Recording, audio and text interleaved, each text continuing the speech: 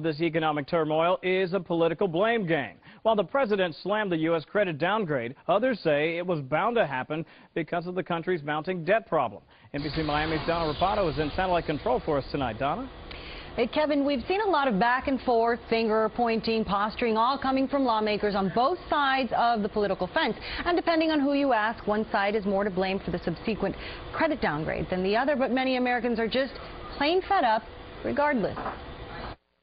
President Obama says the United States is and always will be a AAA country, speaking for the first time since Standard & Poor's downgraded the nation's credit rating from AAA to AA+. The fact is, we didn't need a rating agency to tell us that we need a balanced, long-term approach to deficit reduction.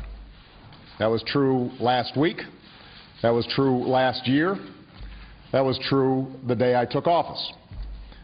And we didn't need a rating agency to tell us that the gridlock in Washington over the last several months has not been constructive, to say the least. The president also said the problem is not a lack of plans or policies, that Washington lawmakers insist on drawing lines in the sand and refuse to put what's best for the country ahead of self-interest or party.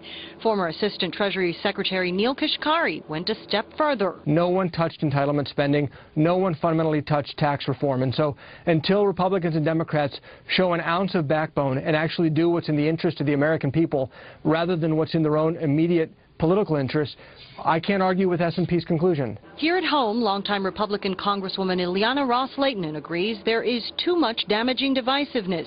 She says lawmakers must always remember every decision they make impacts their constituents. Once we start this finger pointing, you did this, no, you did that, then we lose sight of what we want to do and what we want to accomplish as Americans, which is to make sure that we don't leave this economy in the shambles in which it is right now.